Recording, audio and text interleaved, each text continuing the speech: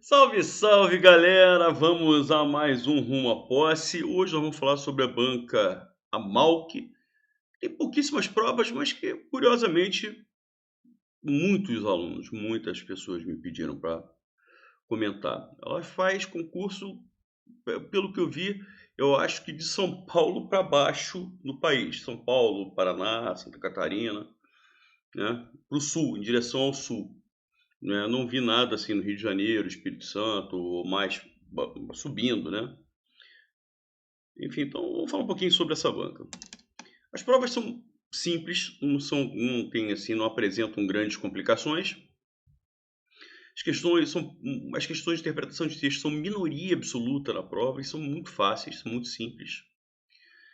O que você encontra? Questões de verbos e basicamente nessas questões de verbos a identificação do tempo verbal. Então, só para você identificar, questões fáceis. Questões de vozes verbais, sim. Transcrição da voz ativa para a voz passiva, da voz passiva para a voz ativa.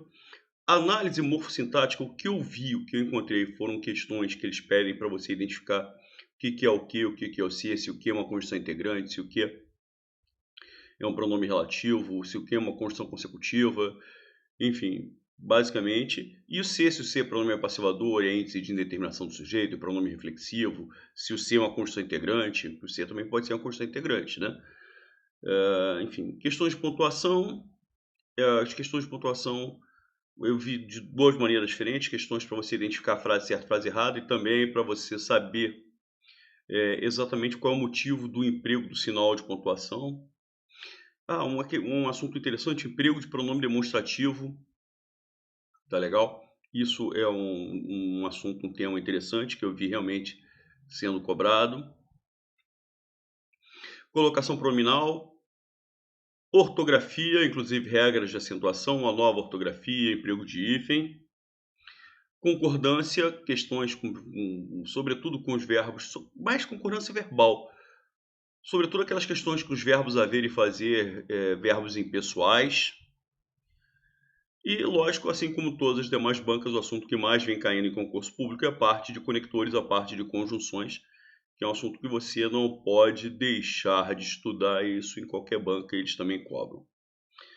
Enfim, os temas são esses. Não acredito que quem vem estudando comigo vá ter grandes dificuldades.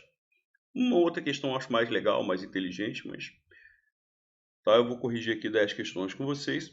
E às vezes uma coisa que eu percebo é que é uma banca que às vezes tem um pouquinho de falta de experiência e fica assim com falta de cuidados na hora de confeccionar a questão. É, por exemplo, essa questão aqui, tá, demonstra uma falta de um pouquinho de esmero. É o que denota um pouquinho de fazer poucas provas, poucas questões, ter pouca experiência. A voz passiva sintética. A voz passiva sintética é aquela formada pelo verbo transitivo direto mais o pronome se. Certo? Vocês veem que esse assunto eles adoram, que é o emprego do pronome se. O se vai ser pronome passivador, ou né, que eles chamam de partícula passivadora do sujeito, assim que chamam nas escolas, quando esse se está atrelado sintaticamente a um verbo transitivo direto. Aí ele pede, né, a voz passiva sintética está presente em todos os itens, exceto então ele quer a única em que não há a voz passiva sintética. Ou seja, a única em que o pronome se não vai estar ligado a um verbo transitivo direto. Abriu-se uma estrada. Quem abre, abre alguma coisa. Uma estrada seria objeto direto. Então eu tenho verbo transitivo direto mais o pronome se. Verbo transitivo direto mais o pronome se caracteriza justamente a voz passiva sintética, também chamada de pronominal. Por que pronominal? Porque tem o pronome se, que é um pronome apassivador. Beleza? Esse termo que seria objeto direto assume a função de sujeito. Beleza, é isso aí. Inclusive, esse verbo abriu-se está no singular, por quê? Porque o termo uma estrada, que exerceria a função de objeto direto na voz ativa, assume a função de sujeito na voz passiva. Está no singular, o verbo está no singular. Precisa-se de pessoas. Quem precisa, precisa de alguém. De pessoas é objeto indireto. Portanto, esse verbo é um verbo transitivo indireto com pronome se. Verbo transitivo indireto com pronome se. Esse se é pis partícula indeterminadora do sujeito, como agora eles estão chamando nas escolas, né? Antigamente a gente falava em índice de indeterminação do sujeito. Legal? Ótimo. Inclusive, sempre que o C for índice de indeterminação do sujeito, aconteça o que acontecer, o verbo vai ter que estar na terceira pessoa do singular. Você vê que o verbo está na terceira do singular, embora pessoas estejam no plural. Isso acontece porque o C é índice de determinação do sujeito. Sempre que o C for índice de indeterminação, o verbo vem na terceira do singular. É essa a resposta. Esse C não é passivador. Tá? Não temos voz passiva sintética. Essa frase está em voz ativa. Porque quando o C é pronome passivador, forma a voz passiva sintética ou pronominal. E aí aquilo que eu falo na letra C. A letra C denota uma falta de esmero.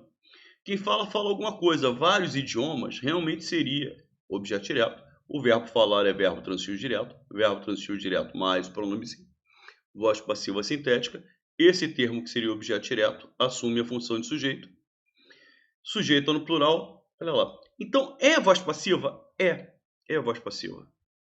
Porque o pronome se está atrelado sintaticamente ao verbo falar, que é transitivo direto nessa frase. Só que esse termo vários idiomas assume a função de sujeito e está no plural. Então o verbo tinha que estar no plural, falam-se. Ah, Rosenthal, o erro gramatical configura então um problema para a correção da questão? Não, acaba. Mas não é o ideal, né? Ter um erro desses que denota uma falta de carinho, de esmero, de cuidados. Assistiu-se o paciente. É o verbo assistir no sentido de dar assistência, de ajudar. Nesse caso, ele está sendo empregado como verbo transitivo direto com pronome se. Esse termo paciente que está sendo assistido, que seria objeto direto, assume a função de sujeito. Está no singular, o verbo está no singular. Alugam-se casas. Quem aluga alguma coisa. Casas seria objeto direto. Eu tenho verbo transitivo direto mais o pronome se. Verbo transitivo direto mais o pronome se, voz passiva sintética. Esse termo que seria objeto direto também assume a função de sujeito.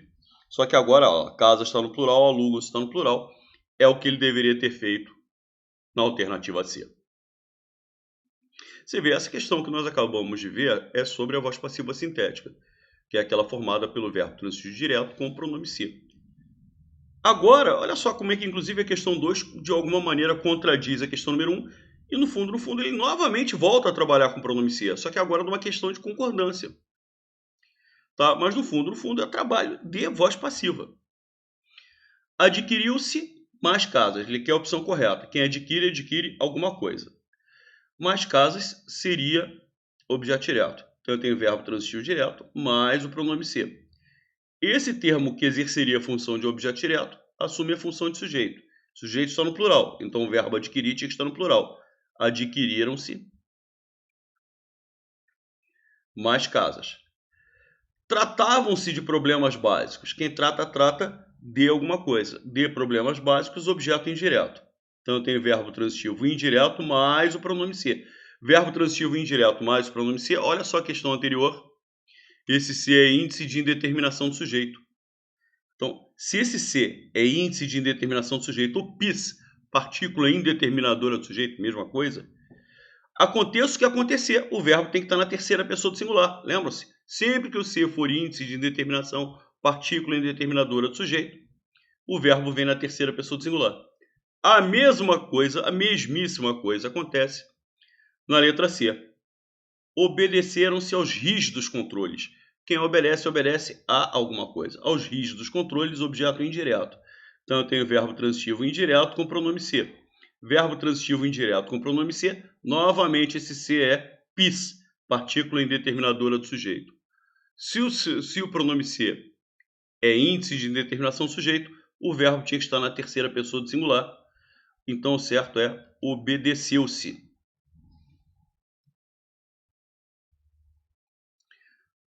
Letra D, novamente o mesmo problema. Quem necessita de alguma coisa. Necessita-se de mais espaço. Já estou até falando corretamente, né? De mais espaço, objeto indireto. Logo, este verbo necessitar é verbo transitivo indireto com pronome se. Verbo transitivo indireto com pronome se. Novamente, esse se é partícula indeterminadora do sujeito, PIS. Sempre que o se for partícula indeterminadora, pronome indeterminador, índice de indeterminação do sujeito, o verbo tem que estar na terceira pessoa do singular. Beleza? Letra E. Reformaram-se as casas populares. Quem reforma, reforma alguma coisa. As casas populares, objeto direto. Eu tenho o verbo reformar, que é verbo transitivo direto. Verbo transitivo direto mais pronome ser, voz passiva sintética. Esse termo, que seria objeto direto, assume a função de sujeito. Casas populares está no plural. Reformaram-se está no plural. Verbo transitivo direto mais pronome ser forma a voz passiva sintética, a voz passiva pronominal. Esse termo, que seria objeto direto, assume a função de sujeito. O verbo é obrigado a concordar com o sujeito. O objeto direto se transforma em sujeito. É essa a resposta. Letra E. Duas questões que de alguma maneira envolvem o emprego do pronome ser. Vamos lá. No trecho, se um homem não descobriu nada pelo qual morreria, caso isso aconteça, não está pronto para viver. Aí ele pergunta qual é a justificativa do emprego desta vírgula. Então, se um homem não descobriu nada pelo qual morreria, se isso aconteceu, caso isso tenha acontecido, isso aqui é uma oração subordinada, adverbial, condicional. Caso isso tenha acontecido, não sei se aconteceu ou não aconteceu, mas caso isso tenha acontecido, a consequência é que não está pronto para viver. Nessa hipótese, na hipótese disso ter acontecido, não está pronto para viver. Ou seja, essa vírgula separa a oração subordinada adverbial, tá? Desta oração. Onde existe uma oração coordenada, existe outra oração coordenada. Mas onde existe uma oração subordinada, existe uma oração principal. Então a vírgula separa a oração subordinada adverbial condicional. Ele nem coloca a palavra condicional, né? Mas é uma oração subordinada adverbial da oração principal. Só não está a nomenclatura completa. Não está completa a informação, não. Ela está isolando expressões explicativas? Não. Está isolando oração adverbial. Não é um aposto, não é uma oração coordenada e muito menos vocativo, que é um chamamento. Lógico que não. Questão número 4. Uma questão muito bacaninha sobre emprego do pronome demonstrativo. Tá? Até abrir aqui um espaço. Ele está perguntando sobre o emprego do pronome demonstrativo esse. Pesquisa apontou que 59% das rodovias são regulares. Ruins ou péssimas. Levantamento identificou 797 trechos que podem trazer riscos à segurança. Esse problema, que problema? Qual é o problema? O fato de haver 797 trechos que podem trazer graves riscos à segurança. Então, esse problema está remetendo a um elemento anterior. Vamos falar um pouquinho sobre o emprego do pronome demonstrativo. Eu deixei até uma folha em branco para a gente falar sobre isso. Nós aqui, nessa frase, nós só temos um antecedente. Um antecedente. Certo? Que é o fato de haver 797 trechos de estrada que podem trazer graves riscos à segurança. Então, como só um antecedente, nesse caso, eu só posso usar esse, isso. Eu poderia falar, isso precisa ser resolvido, esse problema precisa ser resolvido, essa situação precisa ser resolvida. Então, eu só poderia usar isso, esse, essa, isso, isso, esse, esses, essa, essas. Tá legal? Por quê? Porque quando eu tenho só um antecedente, só cabe o emprego com dois S's. Isso, esse, esses, essa, essas. Tá legal? Se eu tenho mais de um antecedente, por exemplo, Rosenthal e Rodrigo Menezes,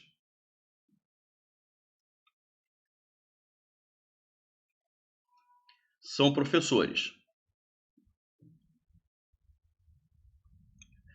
Agora, olha só, a situação é diferente. Eu quero me referir ao Rodrigo. O Rodrigo foi o segundo mencionado, certo? Ótimo. É o que está mais próximo desse ponto. Então, eu uso este. Este ensina... Este ensina direito constitucional. E aquele... olha lá, agora é o Rosenthal. O Rosenthal foi o primeiro mencionado, ficou mais distante. E aquele leciona português. Então, quando eu tenho mais de um elemento mencionado, o isto, este, essa sequência ST, isto, este, esta, vai se referir ao mais próximo. Então, como eu estou falando, e eu falei ao contrário. Ah, não, tá certo. Olha lá. Isto, este, esta, estes, estas, vão se referir ao mais próximo. Quem é o mais próximo? Mais próximo desse ponto aqui da frase, deste ponto, é o Rodrigo Menezes. E o Rodrigo Menezes ensina direito constitucional. Então, eu me refiro ao Rodrigo Menezes como este. E depois, eu vou falar sobre o primeiro mencionado. É o que ficou mais distante. O mais distante eu uso aquele. Beleza? Então, este ao mais próximo e aquele ao mais distante. Quando eu tenho só um referente para trás, só um, eu uso isso, esse, esses, essa, essas. Certo? Volte logo. Eu só disse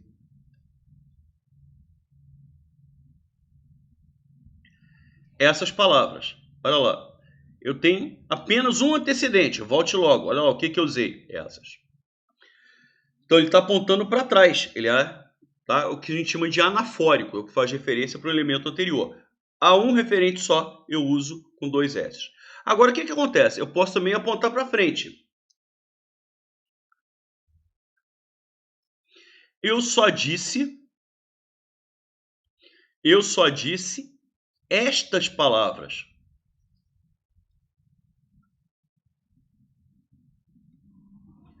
Volte logo.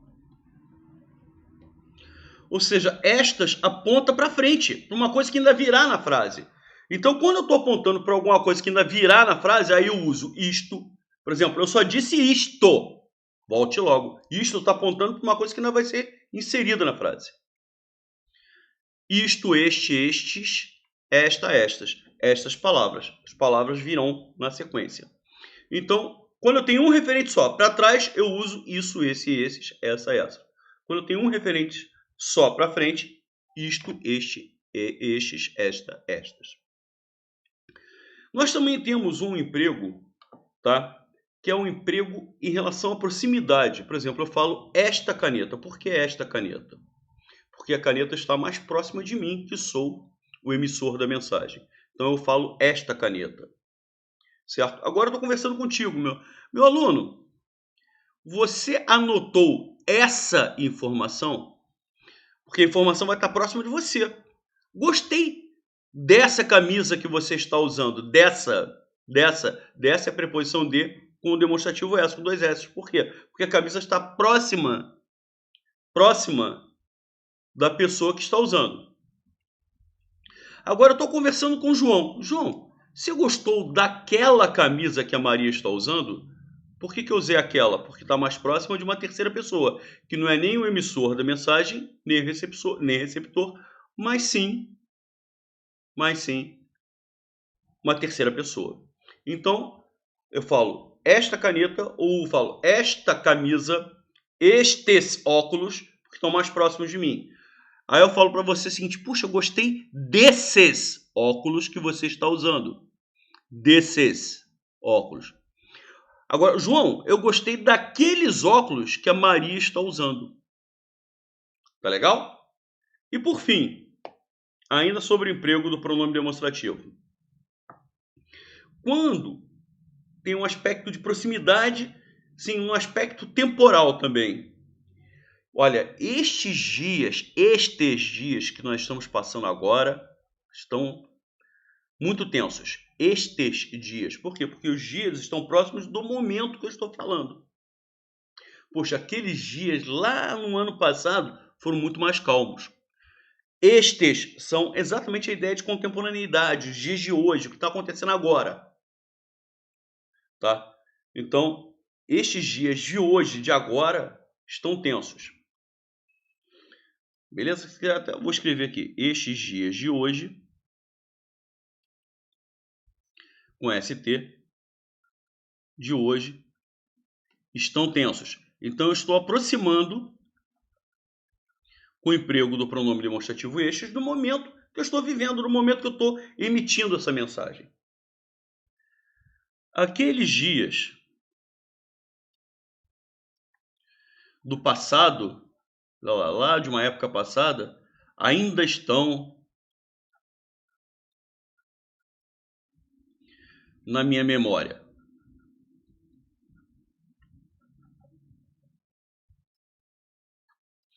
Com o emprego do aqueles, eu distancio do momento que eu estou falando. Não estou falando dos dias de hoje, estou falando dos dias que estão lá no passado, que ficaram para trás. Beleza, galera? Maravilha. Vamos então para a questão.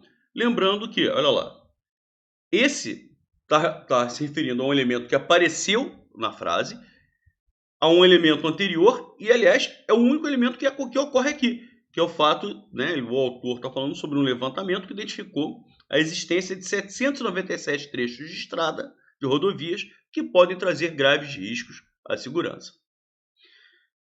Certo? Bom, vamos lá. Então, sobre o emprego do pronome esse. Esse problema está falando justamente sobre o quê? Sobre o risco que há nessas 797 rodovias. Bom, letra A. Sua utilização está correta, pois está se referindo a uma informação citada anteriormente. Perfeito, é essa a resposta. Poderia ser utilizado também o pronome demonstrativo este.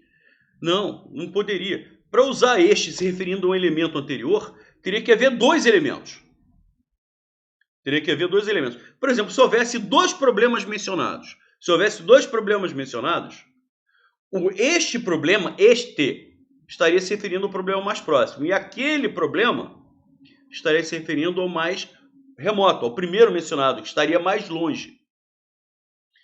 Mas não é o caso. Só um problema mencionado, que é o fato de haver 797 rodovias em estado precário.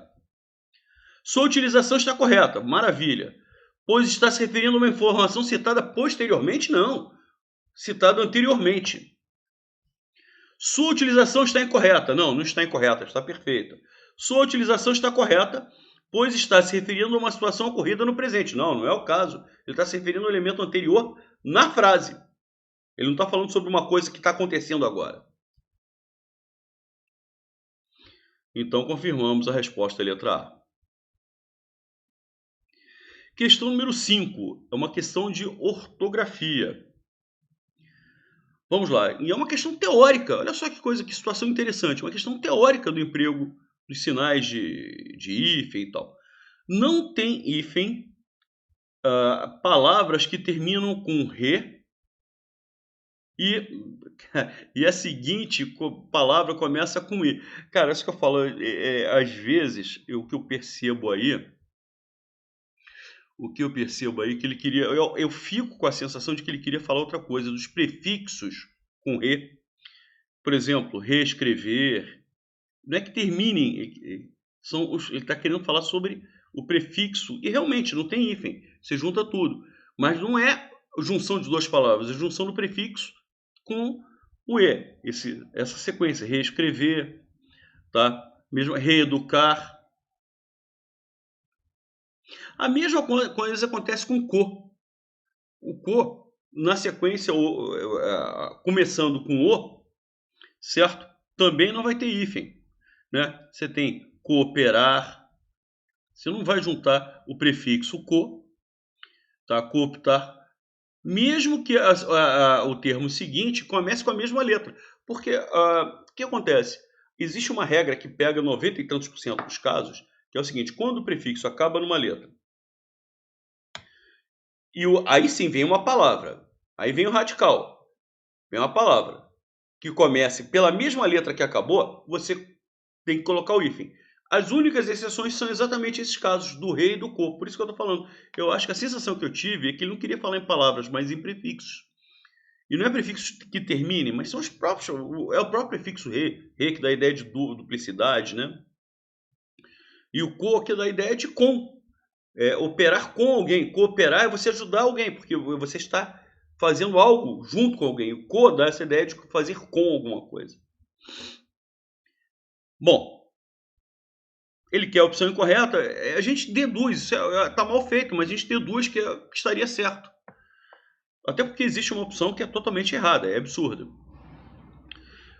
O acento não é mais empregado em palavras paroxítonas com i e u depois de ditongo, tá? É aquele caso dos hiatos que perdeu realmente, esse caso perdeu o acento. É o caso de feiura, que tinha acento. Feiura. Por que feiura perdeu acento? Porque antes do hiato, do i para o u, eu tenho um ditongo. Tá? Então, olha lá, palavras paroxítonas depois de ditongo. Na realidade, é o hiato que forma o hiato. Isso aqui é a regra do hiato. Tá? Que, por exemplo, a palavra saúde continua com acento. Saúde. Certo? Mas o que acontece? O U está isolado e antes não vem um ditongo. Feiura, antes do U tem o EI formando o ditongo. A mesma coisa. Isso aqui, antes da reforma ortográfica, tinha acento. Boiuna. Boiuna tinha acento. Perdeu. Saída continua com acento. Eu separo silabicamente assim, ó. Formou o hiato, saída. O I está isolado numa sílaba, essa sílaba não é primeira, por conta do hiato. Tá? Ao acento.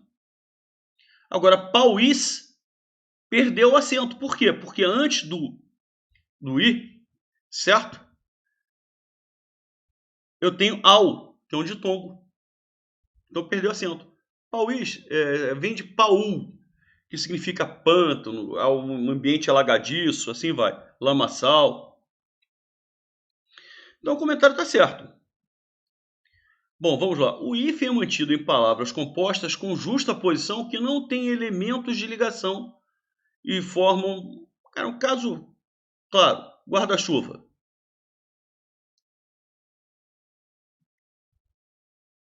Tá? Então, olha lá, o hífen liga dois elementos, duas palavras, uma composição por justa posição, certo?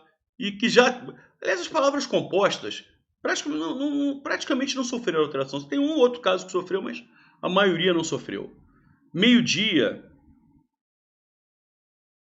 meio-dia, isso é uma palavra composta. Guarda vem do verbo guardar, chuva do substantivo. Então, meio é o numeral, dia é o substantivo. Isso aqui manteve o hífen, não sofreu nenhuma alteração. Letra D. Perde o hífen em palavras que terminam com a mesma letra da segunda palavra ou quando a segunda palavra começar com a letra H. Bom, aqui mais uma vez, assim, alguns problemas. Eu acho, novamente, que ele não queria falar em palavra. Tá? Eu acho que ele queria falar em prefixo. Perde o hífen em palavras que terminam com a mesma letra da segunda palavra. Então, eu acho que ele queria falar o segundo elemento é uma palavra, mas o primeiro elemento é um prefixo. Então, por exemplo, contra é um prefixo, é diferente meio é o numeral. Contra, arrazoar. Contra acaba na letra A. Arrazoar começa na letra A. E a regra diz exatamente o oposto aqui. A regra diz que não perdeu, muito pelo contrário, você tem que ter o hífen. Você tem que ter o hífen.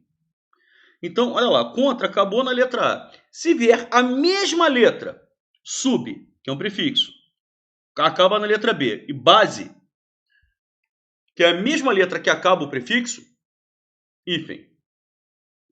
Então, se vier a mesma letra, OH, por exemplo, super, super-homem, usou a mesma letra OH, tem que ter o hífen. E super é prefixo. Então, as perde o hífen em palavras que terminam com a mesma letra da segunda palavra. Se existe uma segunda palavra, porque existe uma primeira palavra. Não é uma palavra que só tem um radical, uma palavra que tem prefixo e um radical e uma palavra. Então, é isso que eu estou falando. Eu acho que eles cometem um erro aí. Mas, bom, e aí eles acabam errando mesmo a teoria, porque não, quer dizer, ele quer a opção errada, é essa a resposta. Porque não perde o hífen. Não perde o hífen. Então o erro aqui existe. Mas, de qualquer forma, a teoria está mal formulada. O que eu acho que eles queriam que eles queriam que você avaliasse se perde o hífen ou não. Não, se vier a mesma letra H, não perde o hífen. Agora, não é uma junção de palavras, como está escrito aqui, mas sim o prefixo com a palavra. Legal? Ótimo. Continuando. Continuam com acentos as palavras oxítonas com ditongo aberto. Sim. Chapéu continuou com acento. Papéis continua com acento. Heróis. Agora, isso porque são oxítonas, ou seja, a sílaba tônica é a última. Você vê heróis, o ditongo aberto, oi, está no final. Se fosse heróico, esse ditongo aberto não estaria na última sílaba. A palavra não seria oxítona.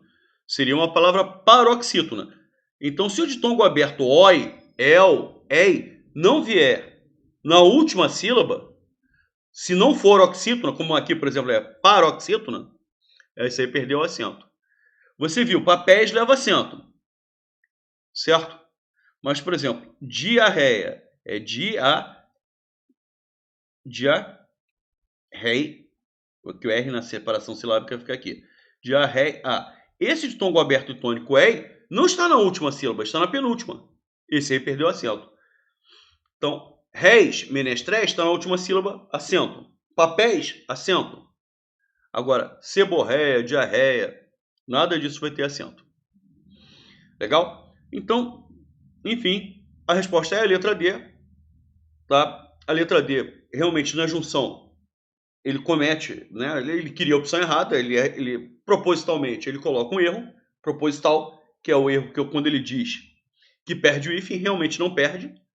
Mas eu acho que ele não queria cometer o outro erro. Quer dizer que é uma junção de palavras. Não, é uma junção no prefixo com a palavra. Tanto é que ele comete esse mesmo erro que a mesma situação aparece na letra A. Beleza.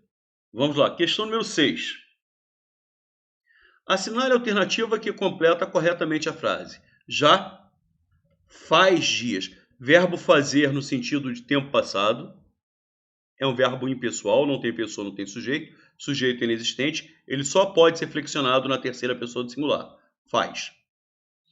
Então, elimino a letra A e elimino a letra E. Bom, vamos lá.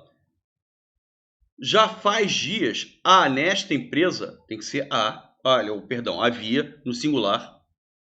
Havia e não haviam, nesta empresa, plano de saúde. Gente, o verbo haver aqui está no sentido de existir. Verbo haver no sentido de existir ou no sentido de tempo decorrido, tal qual o verbo fazer, também é verbo impessoal. Só pode ser flexionado na terceira do singular. Mesmo que esse termo aqui estivesse no plural. Planos de saúde. O verbo haver não mudaria. Havia planos de saúde. Então tem que ser faz e havia. Opa, eliminei a letra C, eliminei a letra D, já chegamos à resposta, letra B de bola. Agora, o que é curioso, que eu sempre chamo a atenção de vocês, é que os verbos haver e existir, embora sejam sinônimos, eles trabalham de forma diferente. Enquanto o verbo haver impessoal, não tem pessoa, não tem sujeito, o verbo existir é pessoal, tem pessoa, tem sujeito. Se eu tivesse que trabalhar com o verbo haver aqui, eu teria que colocar no singular a incentivos. Por quê? Porque o verbo haver, embora sinônimo do existir, ele é impessoal, ele não tem pessoa, ele não tem sujeito. Inclusive, com o verbo haver, incentivos é objeto direto. Mas o existir é pessoal, tem pessoa, tem sujeito. Incentivos com o verbo existir vai para o plural. Por quê? Porque incentivos é sujeito. O verbo é obrigado a concordar com o sujeito. Existem incentivos, o que confirma realmente a resposta à letra B. Então, olha lá. Havia problemas. Havia problemas no singular. Com o verbo haver, problemas, objeto direto. Agora, com o verbo existir, problemas assume a função de sujeito. Então, existiam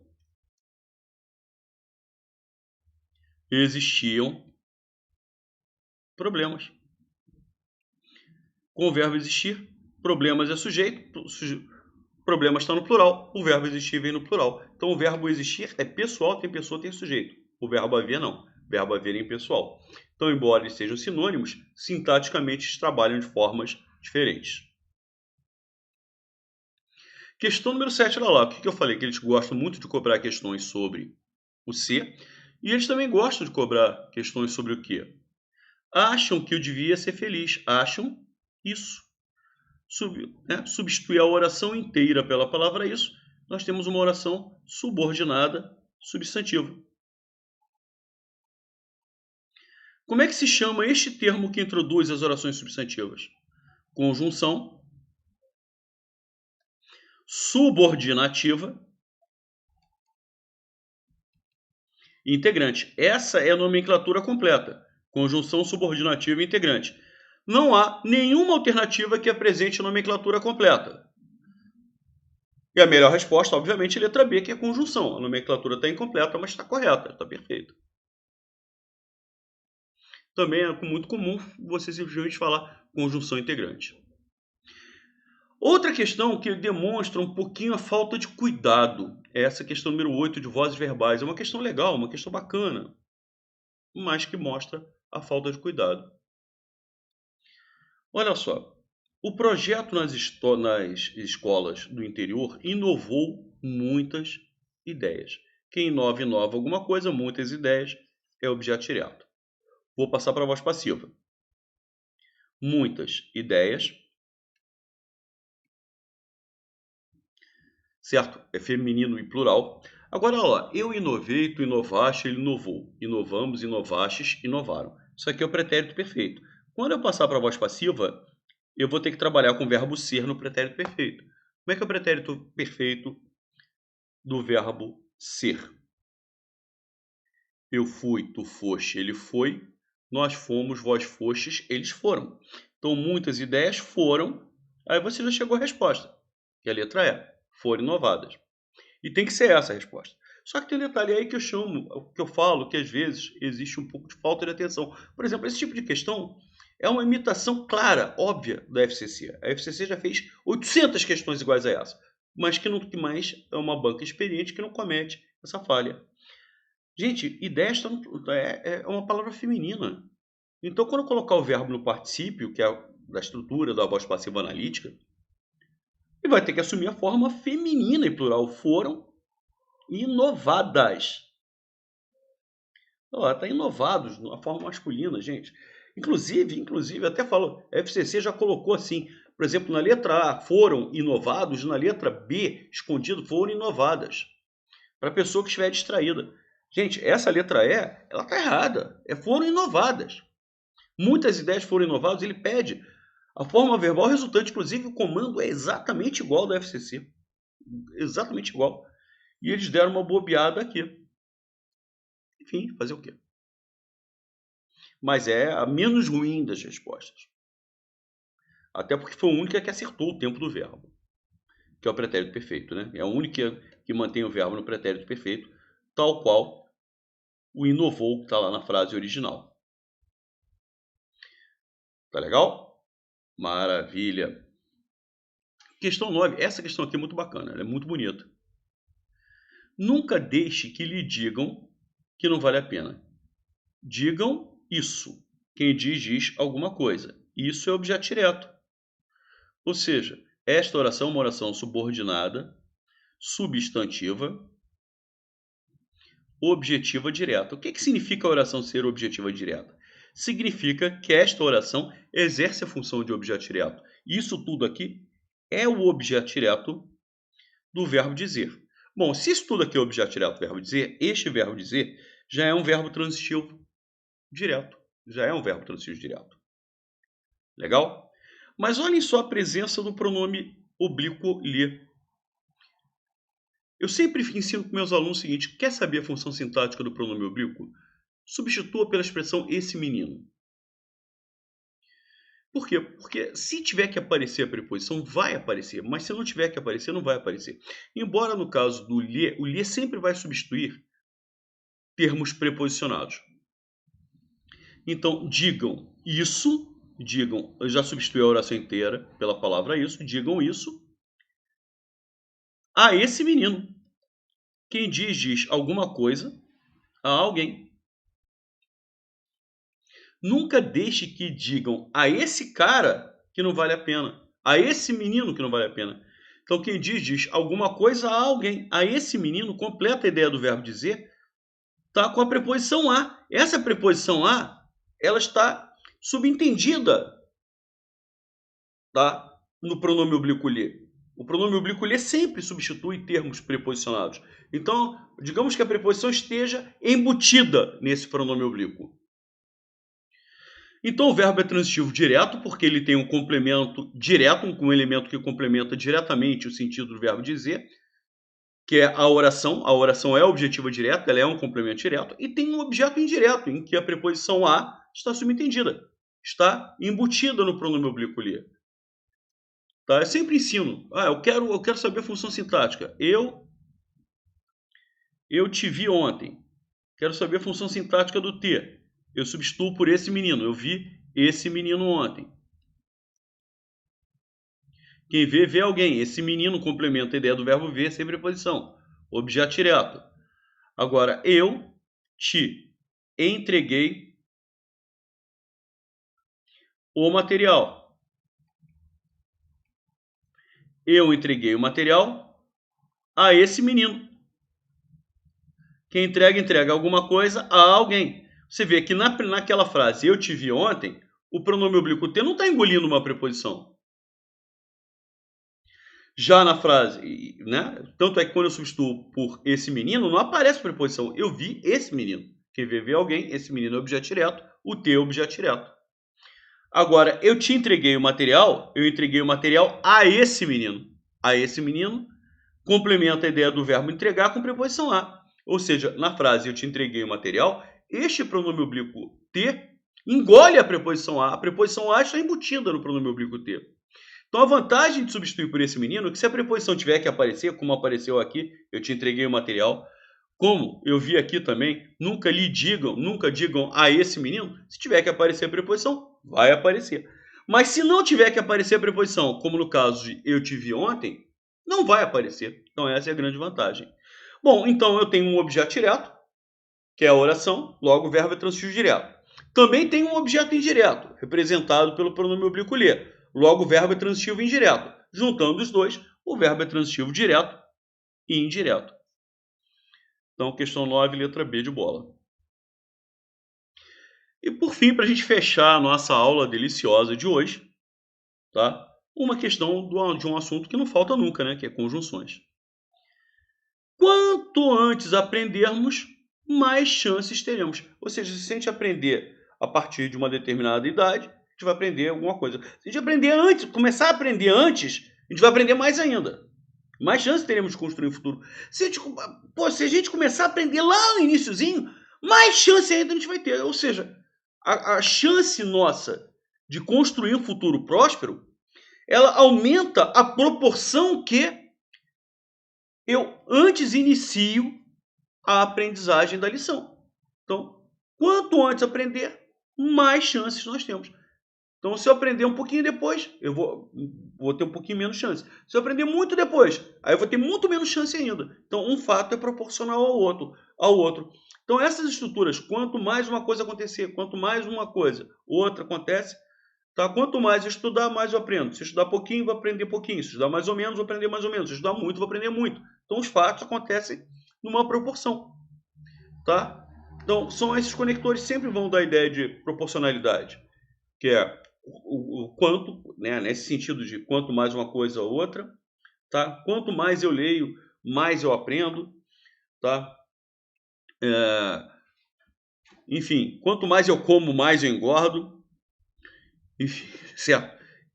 Ou o emprego de a proporção, que é a medida que como engordo, que é a mesma ideia. Se eu comer pouquinho, eu vou engordar pouquinho. Se eu comer mais ou menos, eu vou engordar mais ou menos. Se eu comer muito, eu vou engordar muito. A ideia da proporção está justamente baseada nisso. Outro conector, a proporção que eu como engordo. Se eu comer pouquinho, eu vou engordar pouquinho, e assim vai. Então, a ideia de proporcionalidade ou proporção, resposta letra E. E com essa questãozinha nós encerramos mais um Rumo à Posse. Foi legal pra caramba, não foi, galera? Maravilha! É isso aí, continue me seguindo. Quinta-feira nós estaremos juntos aí na nossa tradicionalíssima live, tá? E nós temos lá todo dia questão do dia, certo? Basta você me seguir no Instagram, @professor_Rosenthal. Tá? Todo dia eu estou colocando uma questãozinha por volta de meio-dia e meia. E às 18h30 eu lanço um vídeo com a correção da questão para que vocês possam se divertir à beça todos os dias. Valeu, galera. Um grande abraço para todos e até a próxima.